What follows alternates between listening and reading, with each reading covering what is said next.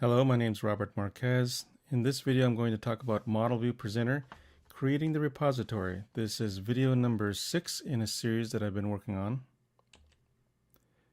We're going to go over setting up Visual Studio for the development of a repository in this project. We'll also go over the review of the SQLite database, and we'll analyze the classes and source code that has been developed for this part of the project. New in this project is a common components project that we've added to the Visual Studio solution. And we're also going to find new is the repository. We're going to build a repository project, and we're going to go over how the repository talks to the database. We've already talked about services in prior videos, as well as unit test and model creation.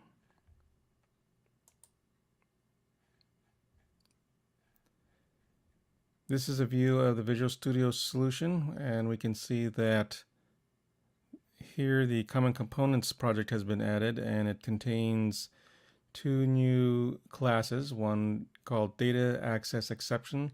This is actually a customized exception handler for the repository, and a Data Access Status class, which will be used as a container to store information about exceptions that take place. Another new item added to the Visual Studio solution is the infrastructure layer project, and this contains one file where all the repository methods have been placed. One thing important to note here is that these new projects are class libraries with the .NET framework defined, not to be confused with the one called .NET Standard. This is just plain .NET framework. Again, these are class libraries.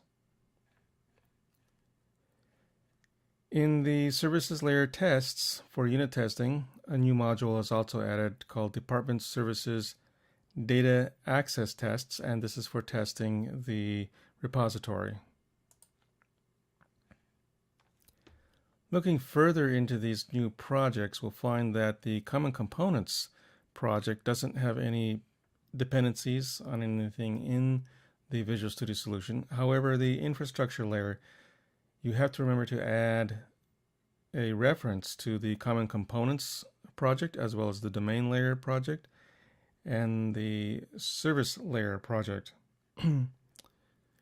The System Data SQLite component, don't try to add that manually.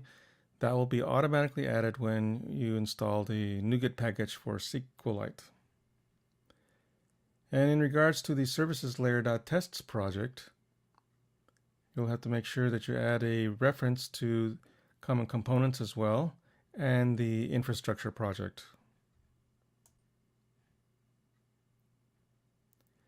When you install a NuGet package, the only place to install it is going to be on the infrastructure layer project. And this project name right here, NuGet package, System Data SQLite, this is the NuGet package to install into the infrastructure layer project. These are some SQLite web pages, websites that you may visit to get additional information about SQLite. I will be using a tool called DB Browser for SQLite when it comes to unit testing. I went over the use of this particular product during video number 2.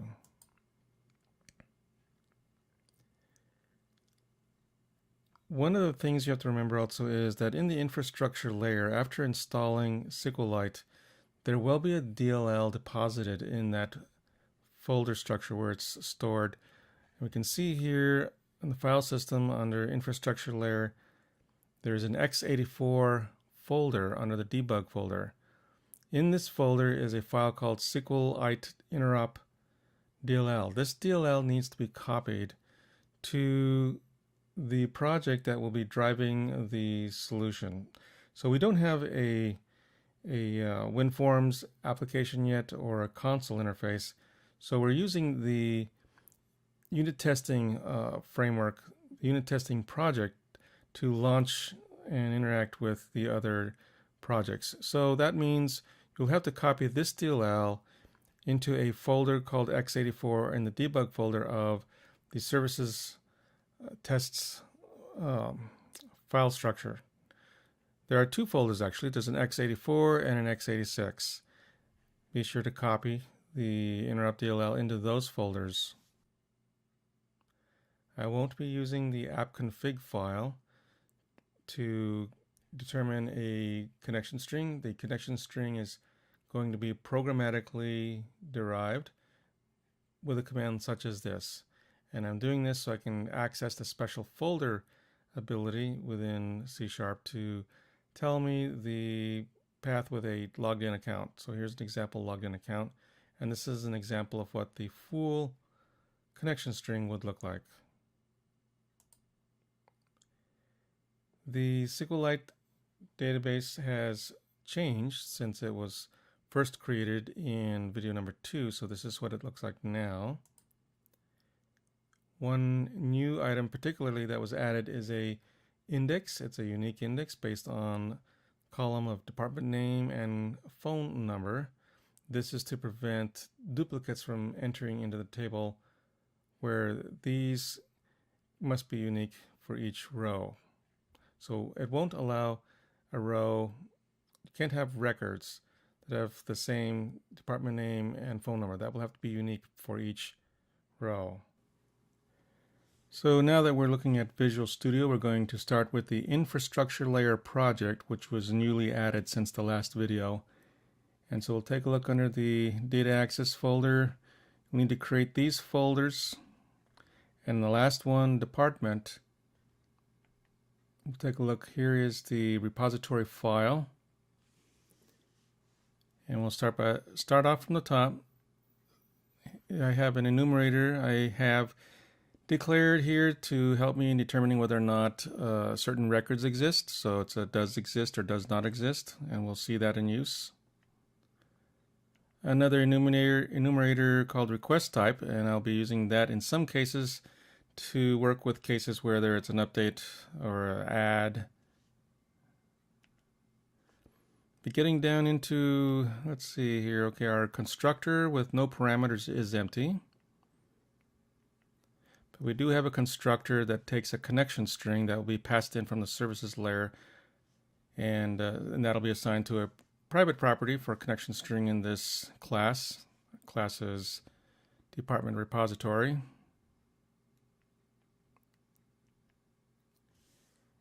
And now onto our first major method for this repository class.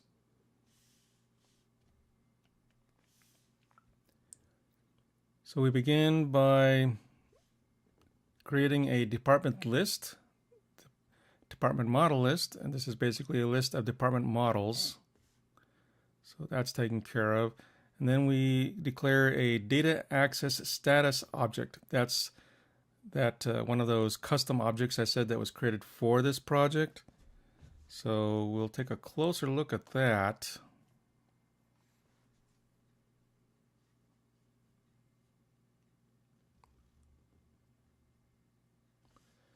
So in our data access status, the purpose for this class is to collect information at the time when an exception is encountered, and I basically collect it so that I can use it during my unit testing to show certain values. So we can see I've got the status. I determine at the time that the exception took place whether or not this is considered an operation succeeded or not, and so forth. You can tell by the variable names. I have one public setter here that allows me to set all the values at once. Basically at the time of the exception, I capture the values, and we'll see that as we go forward. And I have a method here called getFormatedValues.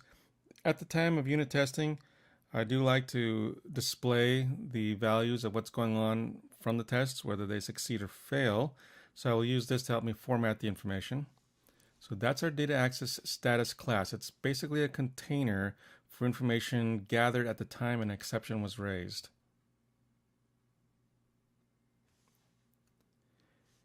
Let's move forward now.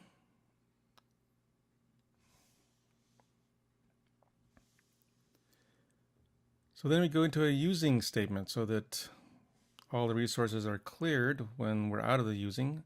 Taking the connection string that was brought in, I create a SQLite connection, And here we start by building the SQL statement that will be used. Basically, since this is a get all operation, I'm going to get all the records for the departments from the department table.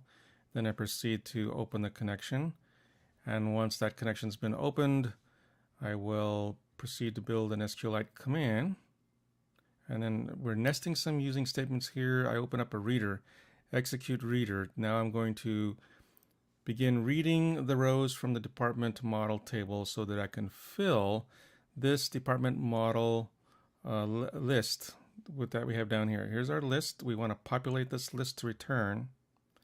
So I take a department model, load it up with values, then I add it into the department model list. And we repeat the cycle, basically create a new instance, load up these department model values, and throw them into the department model list.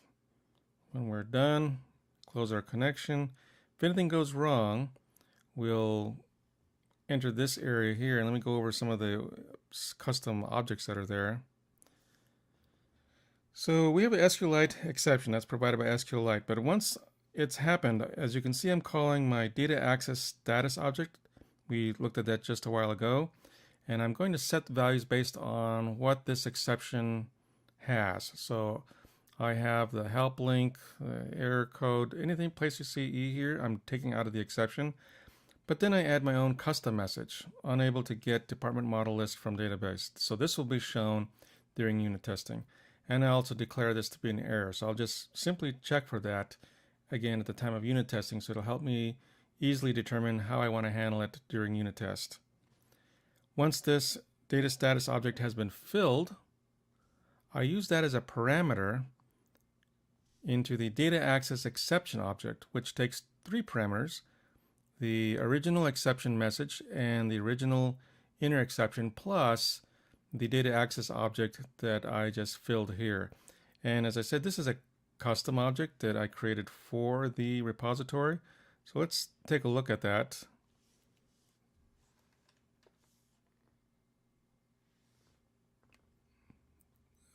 Okay, go into the data access exception.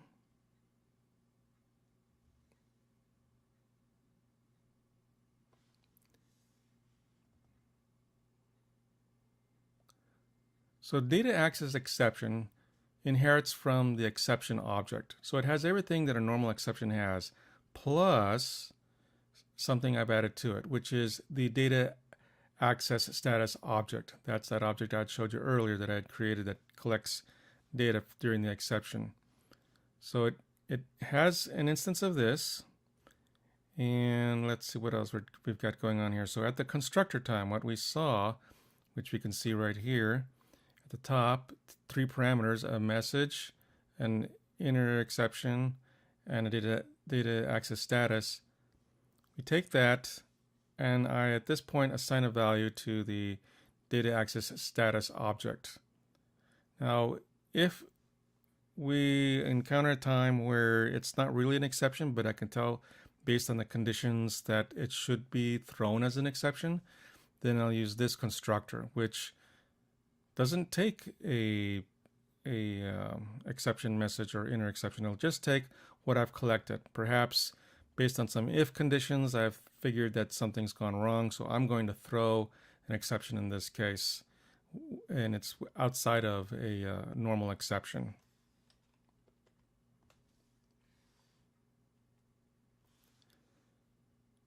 So let's get back up here. So we've collected our data. We have the original exception information captured plus our own custom information, and now I throw it upward to the caller. The caller in this case would be the service class, and the service was probably called by, say, a WinForm or WPF, or in our case now it's the system test interface that will receive this message, because the service layer really is not going to try and catch these messages. He's going to pass them on up. So that'll do it for the getAll, which returns a collection and an IEnumerable of department models.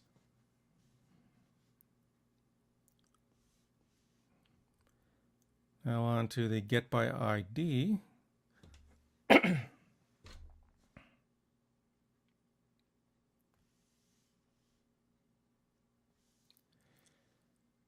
So we create a department model, an instance of that, because we're going to fill a department model with values for one department model. This is not a get all, this is not a collection. It's just one department model we want that matches this department ID. We move forward to declaring our data access status object. Again, that will be used to collect exceptions data in the event one happens. Matching record found. I'm going to use that to verify that rows actually came back on a match with this department ID. Our SQL statement, one parameter, department ID. So we proceed with our SQL connection, and then we open.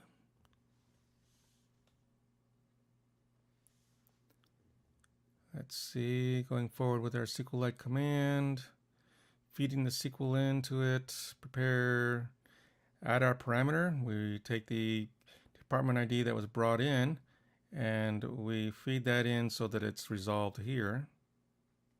There's our variable for the SQL that it will resolve into. We proceed to execute the reader.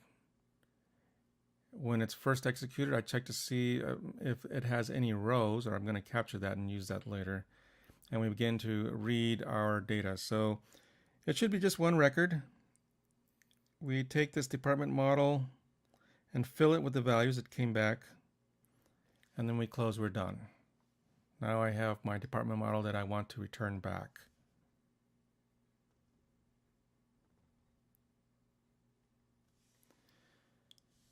As usual, if anything goes wrong, we'll collect the data in our special container, and then we'll just throw this exception upward.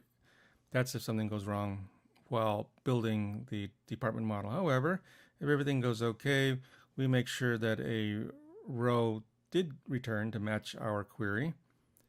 If one did not return, something's wrong. If I have a department model with an ID of 5, then it should return number 5 back. If not, I collect some data under the conditions that this happened, and then I throw the error. So there's no exception raised here. I'm going to raise one because of the condition here. The condition is something didn't come back, and I'm going to flag that. And that'll go back up to the top, up to the service layer, but back to the interface. Of course, if no error took place, this won't happen. We just simply return the department model, and that'll go back up to the top to the service module and up to the interface. So that covers our get by ID. Now on to the add method.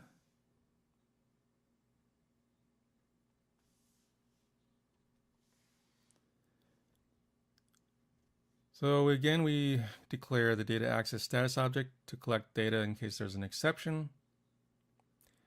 And we create a connection based on the connection string coming in when they're using this object. Open, if anything goes wrong, we'll catch it and kick it back. Here's our SQL statement. And let's move forward from here.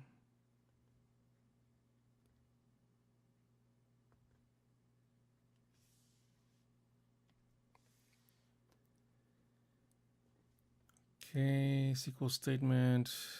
I run a function called record exists check. So this is an add. We can't add this record if it's already in there. There can't be a match for department and I think it was department and phone number. So let's take a look at this record exists check this check function. Take a look here with a peek. So coming in, again using a data access status object. So if this is an add, or we're confirming that an add took place, I use this SQL statement here. We're going to check based on department name and phone number.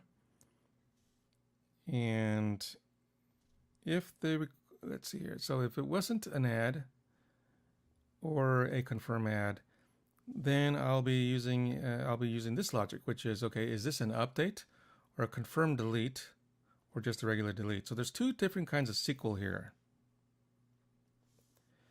There's the SQL for adding or confirming an add, or there's the SQL for an update, a confirm delete, or a regular delete. So this module will use one of the two SQL statements. Once we've gotten past that and we have determined the SQL to use, we execute it. I'm going to get a count of records that came back. So let's see what we do with that count.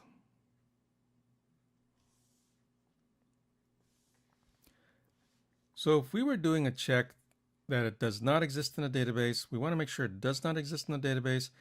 And if it does not exist in a database, then the record count should be 0. But if the record count is greater than 0, then we have a problem here, because if our check was does not exist in the database, let's say this is an add. So if you're adding, the count of records has to be 0. But if it's not, there's a problem. So I flag this as an error. This does not pass, is what I'm stating here. And then I throw this exception upward. So I'm declaring a problem here, even though SQLite didn't encounter a problem. I'm declaring a problem and I'm throwing it onto the top to let them know. Or if we were checking to say, okay, that perhaps it has to exist in a database, which is this situation here, it has to exist in a database. And if that's the case, then we should have a record count greater than 0. But if it is 0 and it was supposed to exist, then there's a problem. This would be the case for like a delete or an update. For a delete or an update, the record has to exist. If it doesn't, we have a problem. Again, I declare it as an error. I say this check failed, it's a false, and I throw this up to the top. And what we return here is record existence check passed or not. Well, here's where I'm setting it to false. It did not pass under these error conditions. When we started out, it was true, but we flipped it to false when those problems are encountered. Okay, moving forward now past the record exists. And again, if I threw an error from there, it would have been caught here. And then I throw it up to the top where the service layer will catch it, and it'll throw it up to the interface, which could be the WinForm or a WPF. So we take the SQL command, we're going to go forward now. We're going to prepare the SQL statement, because at this point we've passed the record exists check. We've passed it. So now we're here. We proceed to prepare. We fill in the parameters. Since this is an add, we have quite a few parameters to resolve. We can see them here being resolved in the SQL statement with the add symbols. We execute our query. Again, if anything goes wrong, we'll throw it back up to the top.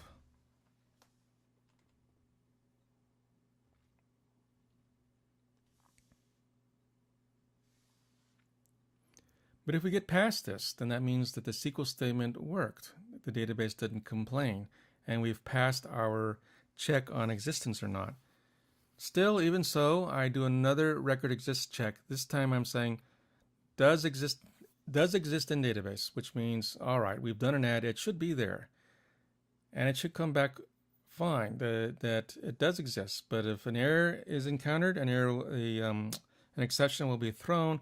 It'll be caught here and thrown back to the top. So this is confirmation that the add took place. If we get past this point, we go ahead and close and we're out, we're done. The add has been considered to have been a success.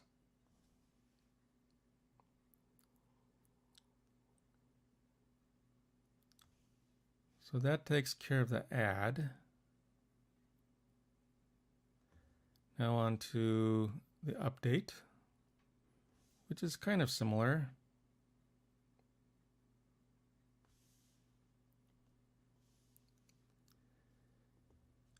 All right, so we open our connection as usual. Back up here.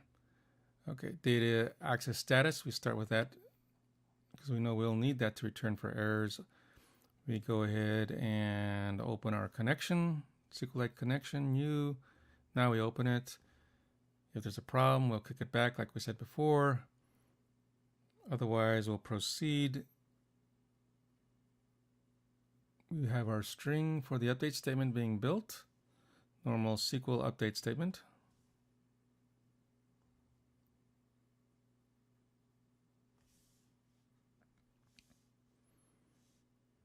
We go ahead as usual with our command object being built. We're going to run that record exists check again, just like we did in the add. Only this time going in, I'm saying does exist in database, which means this record has to already be in the database if we're going to do an update. And I'm saying that this is an update, so it will know which logic path to take. So we do our records exist check. If there's a problem, if I determine that something's wrong, it does not exist, I'll throw that error, in which case we catch it here and throw it back. Otherwise, we'll proceed forward.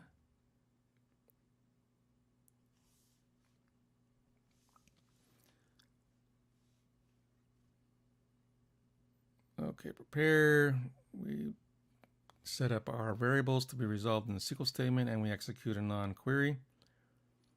And if anything goes wrong, as usual, we'll kick it back to the service layer, which makes its way to the interface like WinForms. Otherwise, it is considered done. We close the connection and we're done with our update.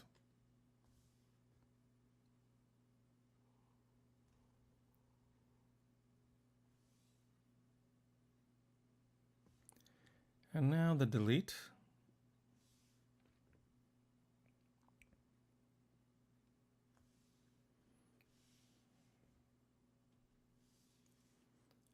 As usual, we start with the data access status object so we can store our exception information. Open our connection. Here's our SQL string. No, my mistake. This is, okay, there's an exception. We throw it.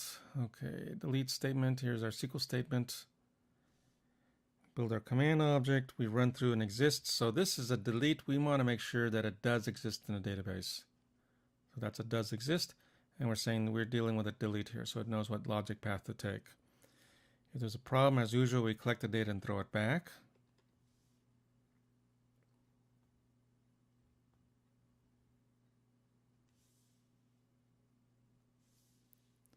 Otherwise, we proceed forward. Execute query. If there's a problem, it'll throw it back. And then we're going to run again the record exists check. We want to make sure that this operation took place. And our operation here is a delete.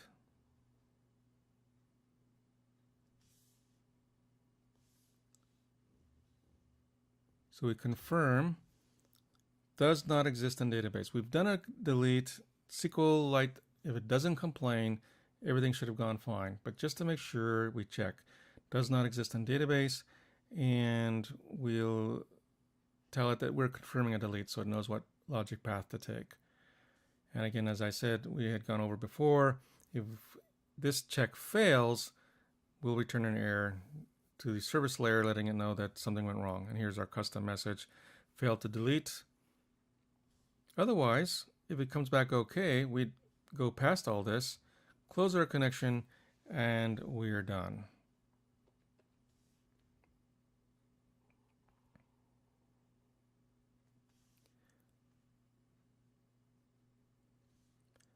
That covers the repository. One important item that's not in this repository, but again, the focus of this overall video series is on model view presenter, so I don't want to get into too much depth on some of its parts. Our main objective is to see how the presenter and the view and the model all interact. The repository just happens to be part of what the presenter will work with, and it will work with the service layer. So what's missing from this repository is a unit of work. That's more in depth, but we're trying to keep this simple because again, our focus is to see the flow for MVP, Model View Presenter. That's all for this video. The next video will be the unit testing of the repository. That would be a video for you to watch to see the repository actually in action. In that video, you will see these repository operations actually being run and results coming back. So we'll actually exercise this repository showing how it works in the next video with unit testing. Thank you for watching.